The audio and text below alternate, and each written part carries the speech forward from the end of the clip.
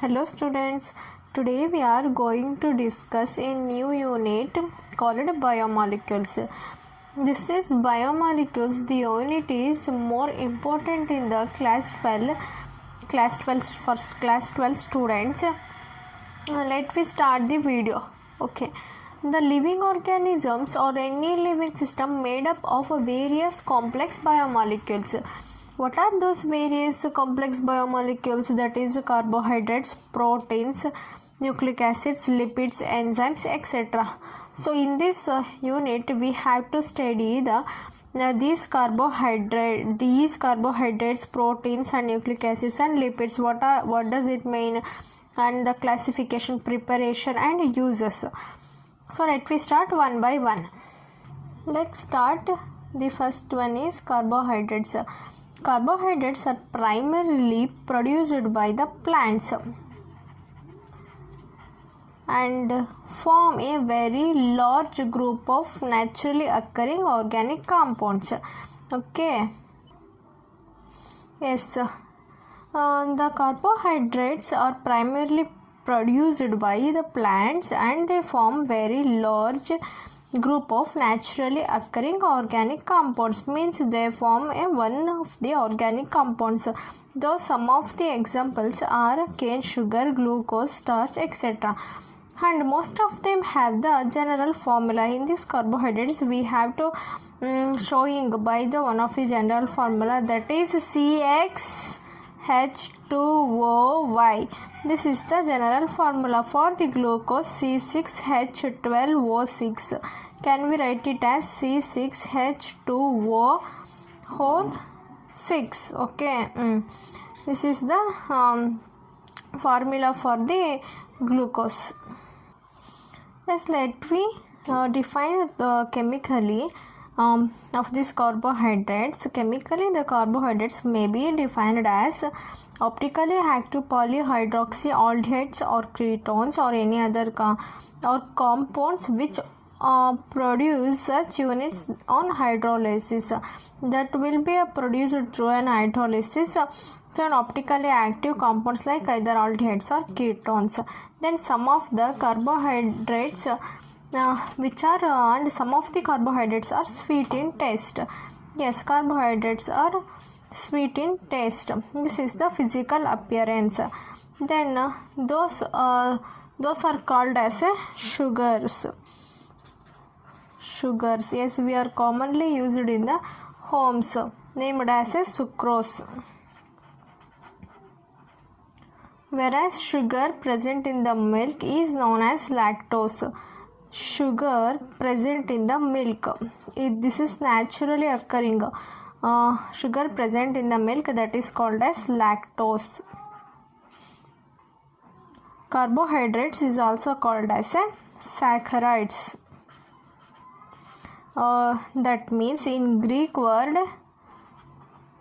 saccharon, that means sugar. Another one word, this is called as saccharide or sugar. Okay. Next we move on to the classification of the carbohydrates.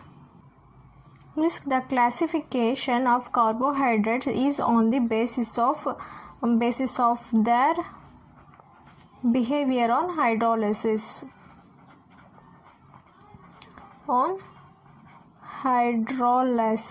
Behavior on hydrolysis. Okay. They broadly classified into the three groups. First one is mono, oligo and poly. Monosaccharides, oligosaccharides and polysaccharides. First one is monosaccharides, the carbohydrate that cannot be hydrolyzed further. It remains as in simpler unit of polyhydroxy, aldehyde or ketone, that is called as monosaccharides. Means mono means what? It is single, means it doesn't has behaving as a di or poly, etc. Mono will be only the single. So the definition is monosaccharides or cannot be hydrolyzed further. It give only simpler unit of polyhydroxyaldehyde or ketone, that is called as monosaccharides. This is the definition. Okay. About 20 monosaccharides are known to occur in the nature. Yes, Examples are glucose, ribose and fructose. Okay. Next, oligosaccharides. These oligosaccharides are defined as, in the oligosaccharides, on the hydrolysis, it gives the 2 to 10 monosaccharide units. But in the monosaccharides, on the hydrolysis, it cannot be divided further. It is in the simple manner.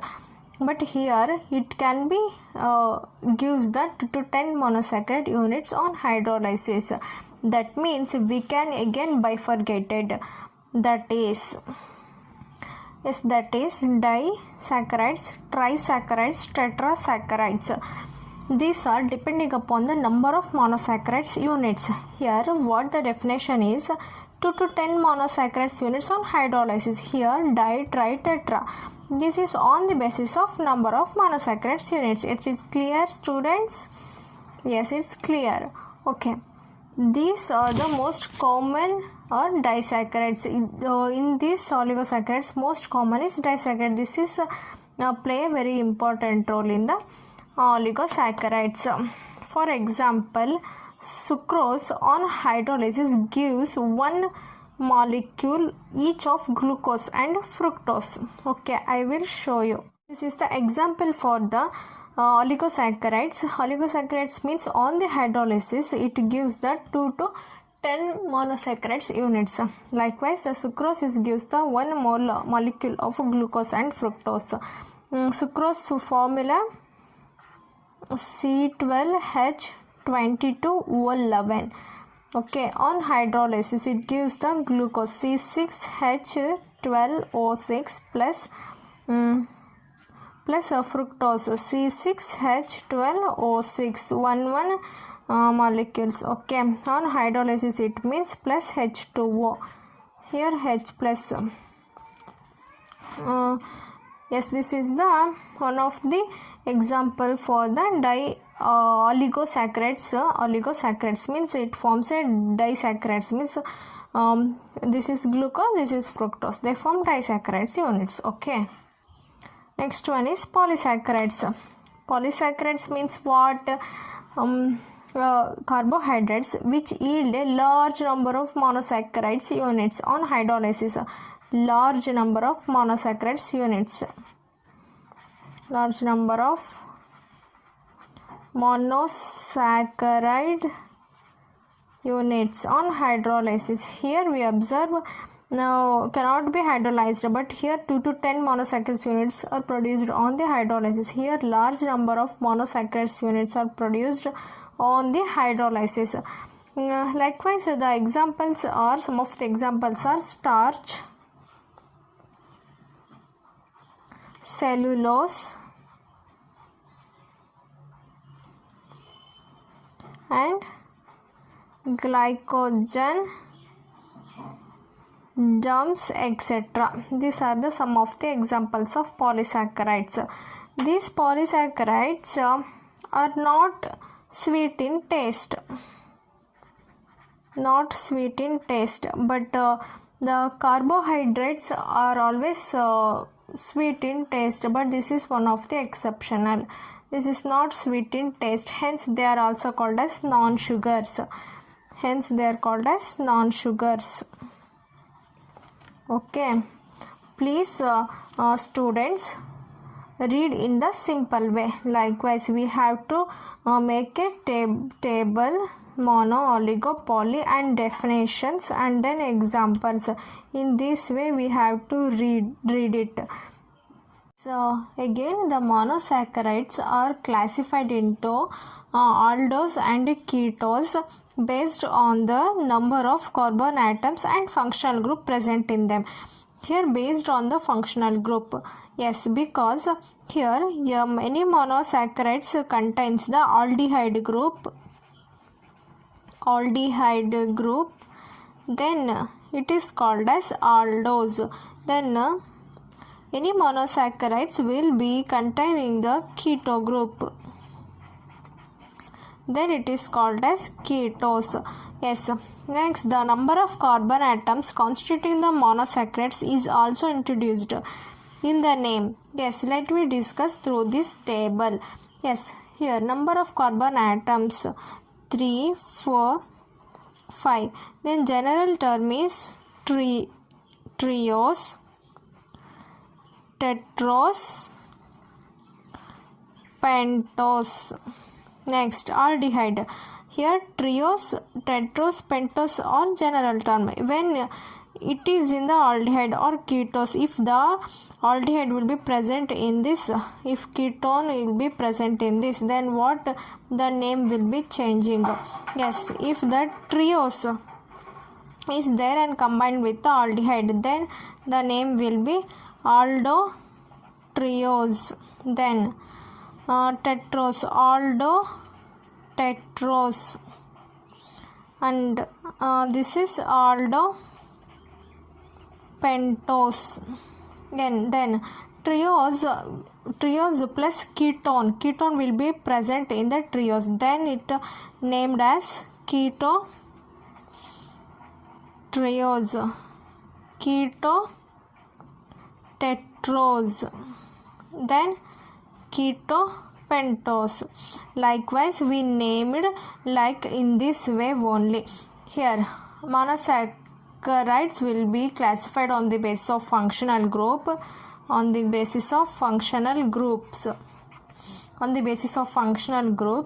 Aldose and the ketos, aldehyde group will be present, then it is called as aldose. Keto group will be present, it is called as ketos. Then on the basis of the number of the carbon atoms present in the monosaccharides, then it will be named as trios, tetros, pentos. Aldo trios, aldo tetros, aldo pentos, and keto trios, keto tetros, keto pentos.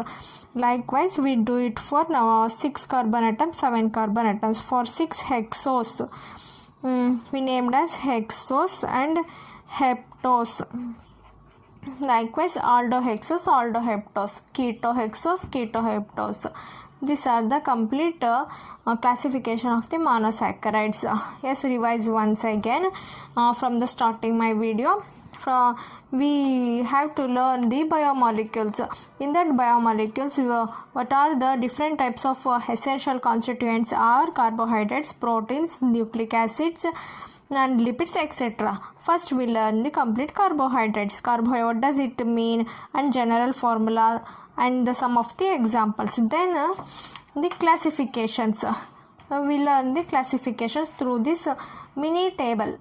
Every student must write like this table, because we have to easily memorize monosaccharide, oligosaccharide, polysaccharides. First definition, then examples, then again it has including the classifications. Okay, it's enough in this video. Okay, thank you students for watching.